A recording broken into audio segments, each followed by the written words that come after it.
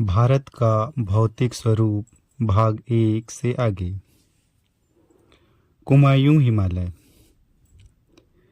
यह सतलज नदी तथा काली नदी के मध्य 320 किलोमीटर लंबा क्षेत्र है। यह उत्तराखंड राज्य में विस्तृत है। इसकी ऊंचाई सबसे ऊंची चोटी नंदा देवी 7817 मीटर है। इसके पश्चिमी भाग को गढ़वाल हिमालय एवं पूर्वी भाग को कुमायूं हिमालय के नाम से जाना जाता है। कुमायूं हिमालय पंजाब हिमालय की अपेक्षा अधिक ऊंचा है। बद्रीनाथ, केदारनाथ, त्रिशूल, माना, गंगोत्री, नंदा देवी, कामेत आदि यहाँ की प्रमुख चोटियां हैं। गंगा और यमुना नदियों का उद्गम स्थान क्रमशः गंगोत्री तथा यमुनोत्री यहीं स्थित है। इसी क्षेत्र में नैनीताल के निकट नैनीताल, भूमिताल तथा सातताल झीलें स्थित है। माना तथा नीति दर्रा भी इसी क्षेत्र में स्थित है। नेपाल हिमालय। यह काली नदी तथा तीस्ता नदी के मध्य 800 किलोमीटर की लंबाई में विस्तृत है, जो कुमायूं हिमालय की अपेक्षा अधिक ऊंचा है। यहाँ हिमालय की चौड़ाई अत्यंत कम है। इनका क्षेत्रफल लगभग 1,16,800 वर्ग किलोमीटर है। इस श्रेणी की सिक्किम में सिक्किम हिमालय, पश्चिम बंगाल में दार्जिलिंग हिमालय तथा भूटान में भूटान हिमालय कहते हैं। इनकी औसत ऊंचाई 6,250 मीटर है। इस भाग में हिमालय की सबसे ऊंची चोटियां Annapurna 8,091 metre, Dhaulagiri 8,167 metre, Gosainthan 8,013 metre, Kanchenjunga 8,598 metre, चोई 8,193 मीटर, मकालू 8,481 मीटर और एवरेस्ट 8,848.8 मीटर स्थित है। असम हिमालय। यह तीस्ता नदी से लेकर ब्रह्मपुत्र नदी तक 750 किलोमीटर की लंबाई में विस्तृत है, जो नेपाल हिमालय की अपेक्षा कम ऊंचा है। यह सिक्किम, असम व अरुणाचल प्रदेश राज्यों व भूटान देश में विस्तृत है। जोमोलहारी, काबस, जांग, सांगला, पाहोनी, नामचा बरवा आदि यहाँ की प्रमुख चोटियां हैं, जबकि दिबांग, दिहांग, लोहित, ब्रह्मपुत्र आदि प्रमुख नदियां हैं। हिमालय की सबसे पूर्वी चोटी नामचा बरवा 7,756 मीटर है, जो अरुणाचल प्रदेश तिब्बत की सीमा पर स्थित है। जलेपला, बुमला, सेला, तुंगा, यांग्याम, कारपोला आदि क्षेत्र की प्रमुख दर्रे स्थित है। प्रायद्वीपीय पठार। प्रायद्वीपीय पठार एक मेज की आकृति वाला भूभाग है, जो पुराने क्रिस्टलीय, आग्नेय तथा रूपांतरित शैलों से निर्मित है। प्रायद्वीपीय भूखंड, जो प्राचीन गोंडवाना लेन का अंग है, आर्कियन से लेकर ऊपरी कार्बोनिफेरस युग तक की जटिल शैलों से निर्मित है। इसके मध्य धारवाड़ स्तराकृति चक्र में प्रारंभिक पर्वतों का निर्माण हुआ। अतः प्रायद्वीपीय पर्वतों का निर्माण पैलियोजोइक कल्प से संबंधित है। यह गोंडवाना भूमि के टूटने एवं अपाह के कारण बना था। यही कारण है कि यह प्राचीनतम भूभाग का एक हिस्सा है। दक्षिण भारत का पठार या प्रायद्वीपीय पठार आकृति की दृष्टि से अनियमित त्रिभुजाकार है। यह उत्तर की ओर चौड़ा और दक्षिण में संकीर्ण है। इसकी औसत ऊंचाई 600 से 900 मीटर है। प्रायद्वीपीय पठार के उत्तर पूर्व और पश्चिम में कई पहाड़ियां हैं। इस क्षेत्र की औसत ऊंचाई 500 से 750 मीटर तक है। इस पठार की उत्तरी सीमा पर अरावली, विंध्याचल और सतपुड़ा की पहाड़ियां स्थित है। इसका उत्तर से दक्षिण विस्तार 1600 किलोमीटर तथा पूर्व से पश्चिम विस्तार 1400 किलोमीटर से अधिक है। अरावली श्रेणियां। अरावली की पहाड़ियां प्रायद्वीपीय पठार के पश्चिमी एवं उत्तरी पश्चिमी किनारे पर स्थित है, जो बहुत अधिक अपर्दित एवं खंडित पहाड़ियां हैं। अरावली की पहाड़ियां दक्षिण पश्चिम में पालनपुर, गुजरात से लेकर उत्तर पूर्व में दिल्ली तक लगभग 800 किलोमीटर की लंबाई में विस्तृत है। दिल्ली के निकट इसे दिल्ली की पहाड़ियां कहते हैं। अरावली की औसत ऊंचाई 300 से 920 मीटर तक है, किंतु दक्षिण पश्चिम में आबू के निकट इनकी सबसे ऊंची चोटी गुरु शिखर 1,722 मीटर ऊंची है। इसी श्रेणी का निर्माण 600 से 570 बिलियन वर्ष पूर्व प्री कैम्ब्रियन काल में हुआ था। यह विश्व की सबसे प्राचीन पर्वत श्रृंखलाओं में से एक है। अरावली के पश्चिम की ओर माही और लूनी नदियां निकलती है। लूनी नदी कच्छ के रण में लुप्त हो जाती है। ऐसी नदियां जो शुष्क या अर्धशुष्क क्षेत्रों में पाई जाती है तथा वर्षा पर निर्भर होती है और इनका प्रवाह बहुत कम समय के लिए होता है, यह धरातल पर ही लुप्त हो जाती है, अल्पकालिक नदियां कहलाती है। विंध्याचल श्रेणी। यह श्रेणी नर्मदा, सोन, भ्रंश के उत्तर में उसके समानांतर पश्चिम से पूर्व की ओर विस्तृत है। यह अत्यधिक पुरानी व घर्षित मोड़दार पर्वत श्रेणी है। यह मालवा पठार के उत्तर झारखंड, उत्तर प्रदेश एवं छत्तीसगढ़ में विस्तृत है। यह उत्तर भारत को दक्षिण भारत से अलग करती है। इसकी औसत ऊंचाई 450 से 600 मीटर है। यह पश्चिम से पूर्व की ओर भानेर, कैमूर और पारसनाथ पहाड़ियों के रूप में झारखंड तक लगभग 1200 किलोमीटर की लंबाई में विस्तृत है। सतपुड़ा श्रेणी। सतपुड़ा श्रेणी दक्कन पठार का ही भाग है, जो ब्लॉक पर्वत का उदाहरण है। इसके दोनों ओर नर्मदा और ताप्ती की भूभ्रंश घाटियां हैं। संरचनात्मक दृष्टि से सतपुड़ा को 3 भागों में बांटा जाता है। पश्चिम से राजपीपला की पहाड़ियां, मध्य में महादेव पर्वत तथा पूर्व में मैकाल पर्वत। धूपगढ़ 1350 मीटर सतपुड़ा श्रेणी की सर्वोच्च चोटी है, जो पचमढ़ी पहाड़ी पर स्थित है। ब्लॉक पर्वत या हास्ट, वह पर्वत जिसका निर्माण भ्रंशों के बीच स्थल के उत्थान, ऊपर उठने अथवा भ्रंशों के बाहर भूमि के निमंजन नीचे धंसने द्वारा होता है, अर्थात 2 समानांतर भ्रंशों के बीच भूखंड के ऊपर उठ जाने से अथवा 2 समानांतर भ्रंशों के बाहरी भूखंडों के नीचे धंस जाने से निर्मित उच्च भूमि या पर्वत को ब्लॉक पर्वत या हाश कहते हैं। इस पर्वत के बीच स्थित निम्न भूमि को ग्राबेन कहते हैं। इसका आकार मेज के समान होता है, जिसका ऊपरी भाग सपाट तथा किनारे तीव्र ढाल वाले होते हैं। ऐसे पर्वतों की उत्पत्ति भ्रंशों के कारण होती है, अतः इन्हें भ्रंशोत्त पर्वत भी कहा जाता है। जर्मन भाषा में इसे हास्ट कहते हैं। विंध्याचल और सतपुड़ा श्रेणियों के मध्य नर्मदा घाटी स्थित है। इस घाटी में नर्मदा नदी पूर्व से पश्चिम की ओर बहती हुई अरब सागर में जल विसर्जित करती है। विंध्याचल और सतपुड़ा श्रेणियों के बीच भूभाग के नीचे की ओर धंसने से इस घाटी का निर्माण हुआ है। मैकल पठार छत्तीसगढ़ राज्य में स्थित है। मैकल पहाड़ी का सर्वोच्च शिखर अमरकंटक 1064 मीटर है, जो पुरानी शैलों से निर्मित एक ब्लॉक पर्वत है। अमरकंटक कई नदियों का उद्गम स्थल है। अमरकंटक पर्वत के पश्चिम की ओर से नर्मदा नदी, उत्तर की ओर से सोन नदी और दक्षिण की ओर से महानदी निकलती है। सतपुड़ा पहाड़ियों का पूर्वी विस्तार मैकाल पहाड़ी तक है। नर्मदा नदी संपूर्ण पठारी क्षेत्र को 2 भागों में बांटती है। नर्मदा और तापी दोनों नदियों ने संकीर्ण कचारी मैदान का निर्माण किया है। ये दोनों नदियां भ्रंश घाटी से होकर बहती है। इस पठार के पूर्व में पूर्वी घाट की पहाड़ियां अत्यधिक कटी छटी है। सोन, चंबल और दामोदर नदियां की दिशा से स्पष्ट है कि प्रायद्वीपीय पठार का ढाल पश्चिम से पूर्व की ओर है। दक्षिण भाग में इसका ढाल पश्चिम से पूर्व की ओर है, जो महानदी गोदावरी, कृष्णा और कावेरी की दिशा से स्पष्ट है। यहाँ की पहाड़ियों को काटकर महानदी गोदावरी, कृष्णा और कावेरी नदियां बहती है और उपजाऊ मैदान का निर्माण करती है। इस पठारी भाग में अनेक चौड़ी तथा छिछली घाटियां एवं गुंबदाकार पहाड़ियां हैं, जिसके 2 मुख्य भाग है। पहला मध्य उच्च भूमि, दूसरा दक्कन का पठार। मध्य उच्च भूमि नर्मदा नदी के उत्तर में प्रायद्वीपीय पठार का वह भाग है जो कि मालवा के पठार के अधिकतर भागों पर फैला है। मध्य उच्च भूमि के नाम से जाना जाता है। मध्य उच्च भूमि का अधिकांश भाग मालवा का पठार कहलाता है। यह पठारी भाग पूर्व में महादेव पर्वत, महादेव श्रृंखला और उत्तर पश्चिम में अरावली और मध्य में विंध्य श्रृंखला से घिरा हुआ है। इसके पश्चिम में राजस्थान का मरुस्थलीय क्षेत्र विस्तृत है। यहाँ बहने वाली नदियों में चंबल, सिंधु, बेतवा तथा केन है, जो दक्षिण पश्चिम से उत्तर पूर्व की ओर प्रवाहित होती है और इस प्रकार ये इस क्षेत्र के ढाल को दर्शाती है। इसका ढाल दक्षिण पश्चिम से उत्तर पूर्व की ओर है। यह भाग पश्चिम में चौड़ा और पूर्व में संकीर्ण है। इसके पूर्वी विस्तार को स्थानीय रूप से बुंदेलखंड तथा बघेलखंड के नाम से जाना जाता है।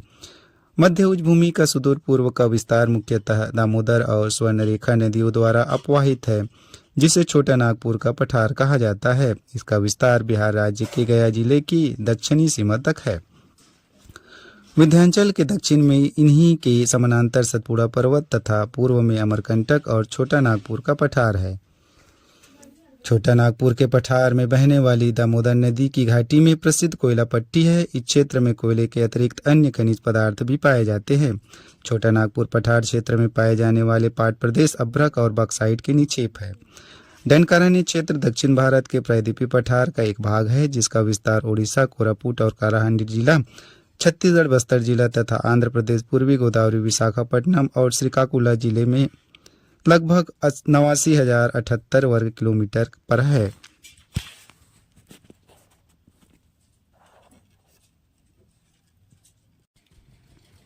दक्कन का पठार। प्रायद्वीपीय भारत की चट्टानों की उत्पत्ति लगभग 3000 बिलियन वर्ष पूर्व हुई थी। कार्बोनिफेरस युग के पहले यह गोंडवाना लैंड का एक भाग था। कार्बोनिफेरस युग में दामोदर सोन महानदी और गोदावरी बेसिन में कोयलों का निर्माण हुआ।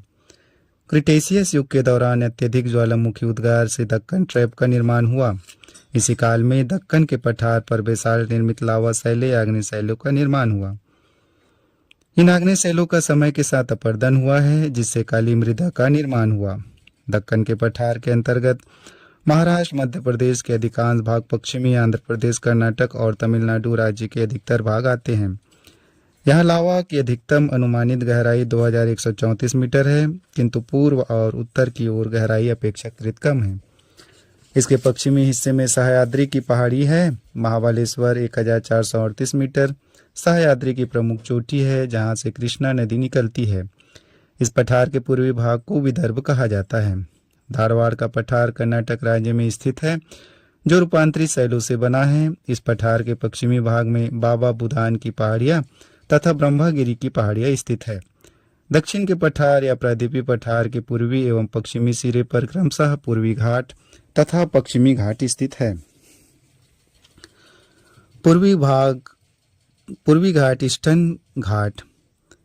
पूर्वी घाट की औसत ऊंचाई 900 से 1100 मीटर है, जिसका विस्तार पूर्वी समुद्र तटीय मैदान के समानांतर महानदी घाटी से दक्षिण में नीलगिरी तक दक्षिण पूर्वी दिशा में 1800 किलोमीटर की लंबाई में है, जो सतत नहीं है बल्कि ये अनियमित है, क्योंकि महानदी कृष्णा, गोदावरी, कावेरी आदि नदियों ने इसे जगह जगह पर अपरदित किया है। बंगाल की खाड़ी में गिरने वाली नदियां इसे विभाजित करती है। यह पश्चिमी घाट से बिल्कुल भिन्न है। यह अति कटा तथा पहाड़ियों के रूप में है। ओडिशा में महेंद्रगिरी, आंध्र प्रदेश में नल्लामल्ला, पालकोंडा, वेड़ीकोंडा, नगारी तथा तमिलनाडु में पंचमलाई, सेवराय, जवादी, पालनी तथा विलंगिरी पूर्वी घाट की प्रमुख पहाड़ियां हैं। ये पहाड़ियां महानदी, गोदावरी, कृष्णा और कावेरी नदियों द्वारा अलग की गई है। ये नदियां उपजाऊ मैदान तथा डेल्टा का निर्माण करती है। समुद्र तल से 400 से 500 फीट ऊंचे पठार के पास सेवराय पहाड़ियां तमिलनाडु के सलेम कस्बे के समीप अवस्थित है, जो लगभग 50 वर्ग किलोमीटर क्षेत्रफल विस्तृत पूर्वी घाट का हिस्सा है। तमिलनाडु का प्रसिद्ध हिल स्टेशन यारकाड इन्हीं पहाड़ियों पर स्थित है। पूर्वी घाट प्रायद्वीपीय पठार के पूर्वी भाग में फैला है। इन्हें पूर्वाद्री श्रेणी के नाम से भी जाना जाता है। यह श्रेणी तमिलनाडु और कर्नाटक की सीमा पर स्थित नीलगिरी में सह्याद्री पश्चिमी घाट से मिल जाती है। जिंदगड़ा चोटी 1690 मीटर पूर्वी घाट की सर्वोच्च चोटी है। इसे अरमाकोंडा या सितम्मा कोंडा के नाम से भी जाना जाता है। यह आंध्र प्रदेश के अराकू घाटी में स्थित है। सेवराय पहाड़ियाँ और जवादी पहाड़ियाँ पूर्वी घाट के दक्षिण पूर्व में अवस्थित है। सह्याद्री पश्चिमी घाट और पूर्ववादी पूर्वी घाट के बीच पठारी भाग को कई स्थानीय नामों से जाना जाता है। तेलंगाना का पठार प्रायद्वीपीय पठार का ही एक भाग है। प्रायद्वीपीय पठार के उत्तर पूर्वी भाग को बघेलखंड और छोटा नागपुर पठार के नाम से जाना जाता है। प्रायद्वीपीय पठार का एक भाग उत्तर पूर्व में भी पाया जाता है, जिसे मेघालय का पठार, कार्बी आंगलांग पठार तथा उत्तर कचार पहाड़ी के नाम से जाना जाता है। पश्चिम से पूर्व की ओर 3 महत्वपूर्ण श्रृंखलाएं गारो, खासी तथा जयंतिया विस्तृत है। मेघालय का पठार प्रायद्वीपीय पठार का ही विस्तार है, जो भ्रंशन के कारण प्रायद्वीपीय भाग से मालदा गैप द्वारा पृथक हो गया है। मालवा का पठार मध्य प्रदेश एवं दक्षिण पूर्वी राजस्थान एवं गुजरात राज्य में स्थित है, जो ज्वालामुखी शैलों से निर्मित है। इसकी उत्तरी सीमा अरावली, दक्षिणी सीमा विंध्याचल और पूर्वी सीमा बुंदेलखंड पठार द्वारा निर्धारित की जाती है। पश्चिमी घाट। पूर्वी घाट की 600 मीटर की औसत ऊंचाई की तुलना में पश्चिमी घाट की ऊंचाई 1000 से 1300 मीटर है। पश्चिमी घाट पर्वत उत्तर में ताप्ती नदी के बाएं तट से प्रारंभ होकर दक्षिण में कन्याकुमारी अंतरीप तक 1600 किलोमीटर की लंबाई में विस्तृत है। यहाँ 4 प्रमुख दर्रे उत्तर से दक्षिण में क्रमशः थाल घाट, भोल घाट, पाल घाट और सेनकोट्टा है। यह वास्तविक पर्वत श्रेणी नहीं है, बल्कि प्रायद्वीपीय पठार का ही एक भ्रंशकागार है। पश्चिमी घाट में पर्वतीय वर्षा होती है। यह वर्षा पश्चिमी घाट के पश्चिमी ढाल पर आर्द्र हवा से टकराकर ऊपर उठने के कारण होता है। पश्चिमी घाट को विभिन्न स्थानीय नामों से जाना जाता है, जिनकी ऊंचाई उत्तर से दक्षिण की ओर बढ़ती जाती है। दक्षिण की ओर पश्चिमी घाट पर्वत नीलगिरी की पहाड़ियों द्वारा पूर्वी घाट से मिल जाता है। दक्षिण भारत की सर्वोच्च चोटी अन्नाईमुड़ी 2695 मीटर है, जो अन्नामलाई की पहाड़ियों में स्थित है। पश्चिमी घाट को महाराष्ट्र, गोवा एवं कर्नाटक में सह्याद्री के नाम से भी जाना जाता है। इनकी औसत ऊंचाई 1200 मीटर है। इसे दो भागों में बांटा जा सकता है, उत्तरी सह्याद्री तथा दक्षिणी सह्याद्री। 16 डिग्री उत्तरी अक्षांश उत्तरी सह्याद्री तथा दक्षिणी सह्याद्री को विभाजित करती है, जो गोवा से होकर गुजरती है। उत्तरी सह्याद्री की ऊपरी सतह पर लावा के नीचे पाए जाते हैं, जबकि दक्षिणी सह्याद्री मुख्यतः आर्कियन शैलों से निर्मित है। उत्तरी सह्याद्री की सर्वोच्च शिखर कलसुबाई 1640 मीटर है, जबकि दक्षिणी सह्याद्री की सर्वोच्च शिखर कुद्रेमुख 1892 मीटर है। दक्षिणी सह्याद्री का दूसरा सर्वोच्च शिखर पुष्पगिरी 1714 मीटर है। पुष्पगिरी के समीप से ही कावेरी नदी निकलती है। डोडो बेटा 2637 मीटर दक्षिण भारत की दूसरी सर्वोच्च चोटी है। नीलगिरी पर्वत श्रेणी कर्नाटक, केरल एवं तमिलनाडु राज्यों के मिलन बिंदु पर स्थित है। इलायची पहाड़ियां दक्षिण भारत में दक्षिणी पश्चिमी घाट में केरल के दक्षिणी पूर्वी हिस्से तथा तमिलनाडु के दक्षिण पश्चिम हिस्से में अन्नामलाई पर्वत के दक्षिण में अवस्थित है। इसके उत्तर पश्चिम में अन्नामलाई, उत्तर पूर्व में पालनी पहाड़ियां तथा दक्षिण में अगस्त्यामलाई पहाड़ी स्थित है। दर्रा पहाड़ियों एवं पर्वतीय क्षेत्रों में पाए जाने वाले आवागमन के प्राकृतिक मार्गों को दर्रा कहा जाता है। भारत के प्रमुख दर्रे, पहला काराकोरम दर्रा। यह दर्रा लद्दाख क्षेत्र में काराकोरम पहाड़ियों के मध्य स्थित है। इस दर्रे से होकर यारकंद एवं तारिम बेसिन का मार्ग गुजरता है। यह भारत की सबसे ऊंचे दर्रों में से एक है। यह 5540 मीटर की ऊंचाई पर स्थित है। दूसरा जोजिला दर्रा। यह दर्रा लद्दाख में समुद्र तल से लगभग 3528 मीटर की ऊंचाई पर स्थित है, जो श्रीनगर को कारगिल और लेह से जोड़ता है। NH1D पर स्थित यह दर्रा शीतकाल में अत्यधिक बर्फबारी के कारण बंद रहता है।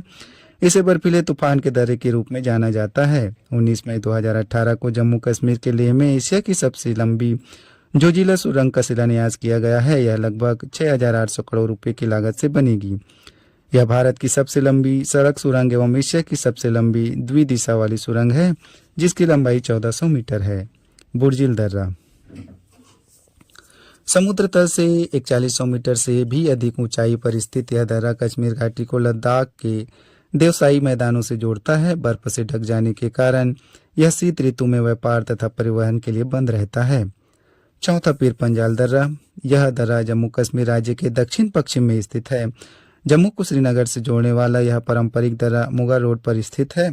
उप प्रायद्वीप के विभाजन के बाद इस दर्रे को बंद कर दिया गया है। पांचवा बनिहाल दर्रा। जम्मू कश्मीर राज्य के दक्षिण पश्चिम में पीर पंजाल श्रेणी में स्थित इस दर्रे से जम्मू से श्रीनगर जाने का मार्ग गुजरता है।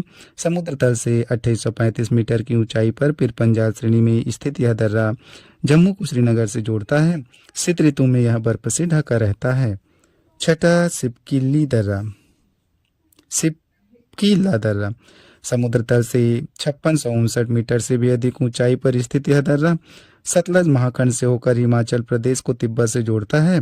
तिब्बत से आने वाली सतलज नदी इसी दर्रे से भारत में प्रवेश करती है। सातवां रोहतांग दर्रा। हिमाचल प्रदेश की पीर पंजाल श्रेणी में स्थित इस दर्रे की ऊंचाई 3969 मीटर है। यह मनाली को लेह सड़क मार्ग से जोड़ता है। इसे हिमाचल प्रदेश में लाहौल स्पीति जिले का प्रवेश द्वार कहा जाता है। आठवां बड़ा लाचा दर्रा। समुद्र तल से 4890 मीटर की ऊंचाई पर हिमाचल प्रदेश राज्य में स्थित दर्रा मनाली को लेह से जोड़ने वाले राष्ट्रीय राजमार्ग पर स्थित है। शीत ऋतु में नवंबर से मध्य मई तक यह बर्फ से ढके होने के कारण आवागमन के लिए बंद रहता है। नौवां माना दर्रा। महान हिमालय की कुमायूं पहाड़ियों उत्तराखंड में समुद्र तल से लगभग 5611 मीटर की ऊंचाई पर स्थित यह दर्रा उत्तराखंड को तिब्बत से जोड़ता है। शीतकाल में यह लगभग 6 महीने बर्फ से ढका रहता है। 10वां नीति दर्रा। 50-68 मीटर ऊंचा यह दर्रा उत्तराखंड के कुमायूं में स्थित है। यह दर्रा उत्तराखंड को तिब्बत से जोड़ता है। शीतकाल में यह बर्फ से ढके होने के कारण मध्य नवंबर से मध्य मई तक आवागमन के लिए बंद रहता है। 11वां नाथुला दर्रा।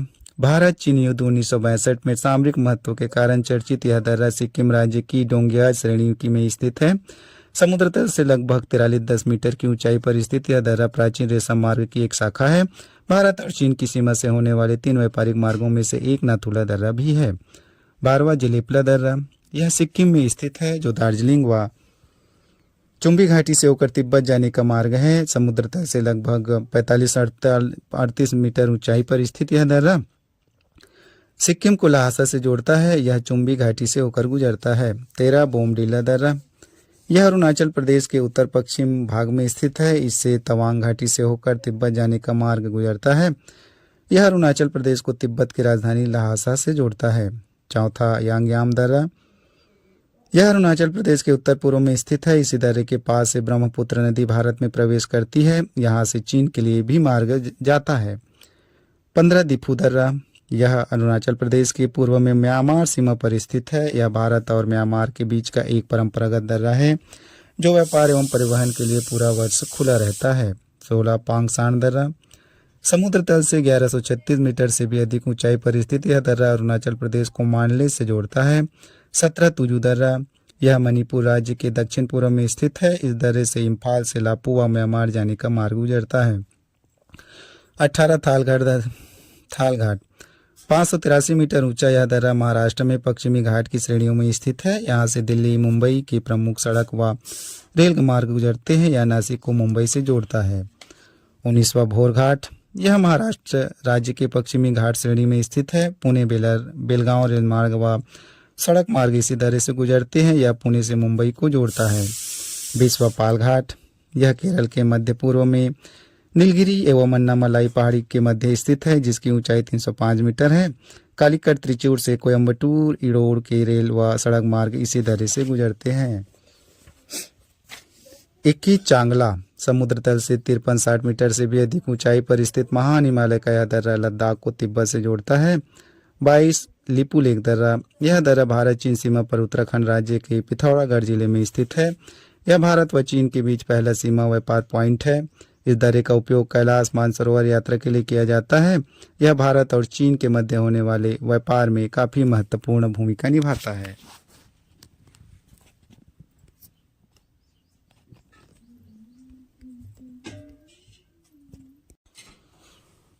उत्तर का विशाल मैदान,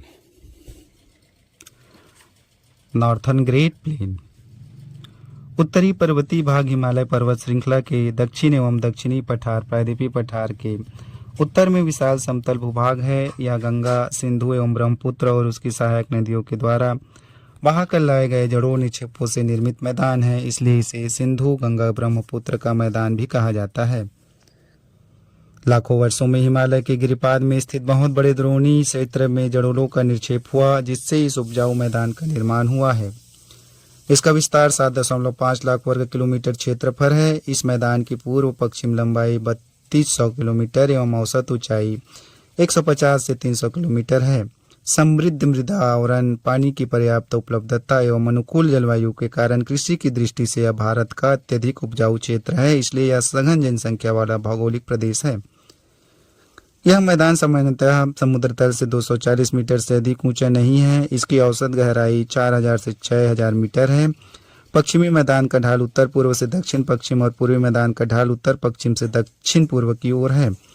इस समतल भूभाग के मध्य अरावली पर्वत के आ जाने के कारण सिंधु और इसकी सहायक नदियां झेलम, चेनाब, रावी, व्यास और सतलज इस अवशिष्ट पर्वत के पश्चिम में तथा गंगा और उसकी सहायक नदियां यमुना, गंडक, घाघरा, गोमती, सरयू, कोसी, महानंदा, सोनादी पूर्व में बहती है।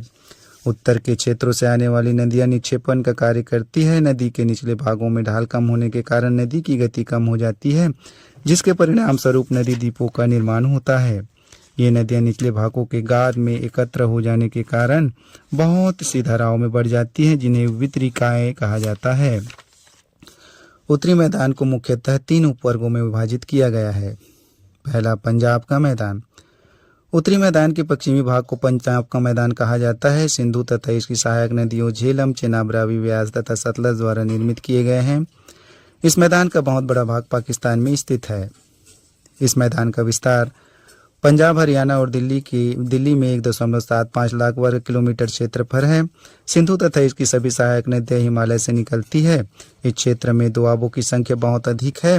रावी और व्यास की दोआब को बारी दोआब कहते हैं तथा व्यास और सतलज के बीच के दोआब को बिस्त दोआब कहा जाता है।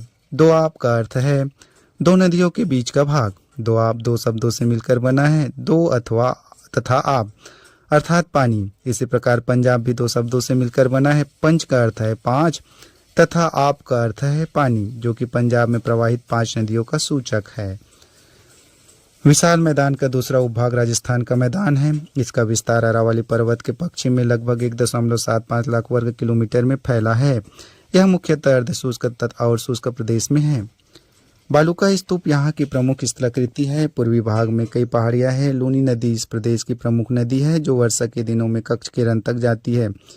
इस प्रदेश में सांभर, देगान, डिडवाना जैसी प्रसिद्ध खारे पानी की झील है। बालूका स्तूप, सैंड ड्यून। मरुस्थलों अथवा रेतीले प्रदेशों के पवन द्वारा रेत एवं बालू के निक्षेप जमाव से निर्मित टीलों या टिब्बों को बालूका स्तूप कहते हैं। इसकी चौड़ाई लंबाई की तुलना में 10 से 12 गुना अधिक पाई जाती है। ऊंचाई में पर्याप्त अंतर मिलता है, जो कुछ मीटर से लेकर 100 मीटर से अधिक हो सकती है।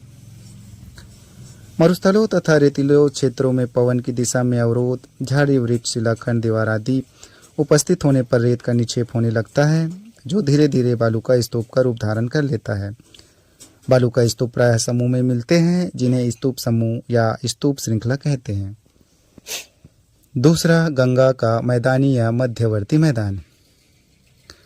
यमुना नदी से लेकर पूर्व में बांग्लादेश की पश्चिमी सीमा तक विस्तृत मैदान को मध्यवर्ती मैदान या गंगा का मैदान कहते हैं। इसका विस्तार 1400 किलोमीटर की लंबाई में घग्गर तथा तीस्ता नदियों के मध्य है, जो उत्तरी भाग के राज्यों हरियाणा, दिल्ली, उत्तर प्रदेश, बिहार, झारखंड के कुछ भागों तथा पश्चिम बंगाल में विस्तृत है। इस मैदान का ढाल सामान्यतः उत्तर पश्चिम से दक्षिण पूर्व की ओर है। इस विस्तृत मैदान को 3 उपभागों में बांटा गया है। ऊपरी गंगा मैदान। यह गंगा मैदान का ऊपरी भाग है, जो उत्तर में शिवालिक, पश्चिम में यमुना नदी, दक्षिण में प्रायदेवी पठार तथा पूर्व में 100 मीटर की समूह रेखा द्वारा सीमांकित किया गया है। इस मैदान की 3 लघु इकाइयाँ हैं। पहला गंगा यमुना दोआब, दूसरा रोहिलखंड मैदान का तथा अवध मैदान, मध्यवर्ती गंगा का मैदान। यह मैदान प्रयागराज से फरक्का तक 1.45 लाख वर्ग किलोमीटर क्षेत्र में विस्तृत है। उत्तर में शिवालिक, दक्षिण में विंध्य, रोहतगढ़, छोटा नागपुर पठार, पश्चिम में 100 मीटर की समोच्च रेखा तथा पूर्व में बिहार, पश्चिम बंगाल सीमाई क्षेत्र की सीमाएं निर्धारित करते हैं। मध्य गंगा मैदान को 2 भागों में बांटा जाता है। पहला उत्तरी गंगा मैदान, जिसमें गंगा, घाघरा, दोआब, मिथिला मैदान, कोसी मैदान तथा दूसरा दक्षिणी गंगा मैदान, जिसमें गंगा, सोन विभाजक, मगध मैदान तथा अंग मैदान शामिल है। निम्न गंगा मैदान। इसका विस्तार उत्तर में दार्जिलिंग हिमालय के गिरिपात क्षेत्र से दक्षिण में बंगाल की खाड़ी तक तथा पश्चिम में छोटा नागपुर की पूर्वी सीमा से बांग्लादेश एवं असम की सीमाओं तक 80,968 वर्ग किलोमीटर क्षेत्र पर है। तीसरा, ब्रह्मपुत्र का मैदान। ब्रह्मपुत्र का मैदान या पूर्वी मैदान गंगा मैदान के पश्चिम विशेषकर असम राज्य में सादिया के उत्तर पूर्व से होकर धुबरी नामक स्थान तक लगभग 720 किलोमीटर की लंबाई में विस्तृत है। इस मैदान के पश्चिमी भाग को छोड़कर सभी और ऊंची पहाड़ी भाग है। इस भाग का ढाल क्रमशः उत्तर पूर्व से दक्षिण पूर्व की ओर है। ब्रह्मपुत्र नदी इस मैदान के मध्य से गुजरती है। इस नदी के बीच स्थित माजुली द्वीप विश्व का सबसे बड़ा नदी द्वीप है। ब्रह्मपुत्र घाटी का मैदान नदी द्वीप और बालू रोधिकाओं की उपस्थिति के लिए जाना जाता है, जहां नदियों के बार बार रास्ता बदलने के कारण बाढ़ की आवृत्ति अधिक है। ब्रह्मपुत्र नदी अपनी घाटी में उत्तर पूर्व से दक्षिण पश्चिम दिशा में बहती है, परंतु बांग्लादेश में प्रवेश करने से पहले धुबरी के निकट यह नदी दक्षिण की ओर 90 डिग्री का कोण बनाती हुई मुड़ जाती है। इस प्रकार इसके अवसादों से निर्मित मैदान पर उपजाऊ जड़ और मिट्टी पाई जाती है, जहां अनेक प्रकार की फसलें जैसे गेहूं, चावल, गन्ना और जूट उगाई जाती है। भौतिक आकृतियों की भिन्नता के आधार पर उत्तरी मैदानों का विभाजन। भौतिक आकृतियों की भिन्नता के आधार पर उत्तरी मैदानों को 4 भागों में विभाजित किया जाता है। पहला भांवर, दूसरा तराई, तीसरा बांगर और चौथा खादर। भांवर यह क्षेत्र शिवालिक के गिरिपात प्रदेश में सिंधु से लेकर तीस्ता तक अविच्छिन्न रूप से 8 से 16 किलोमीटर की चौड़ी पट्टी में विस्तृत है।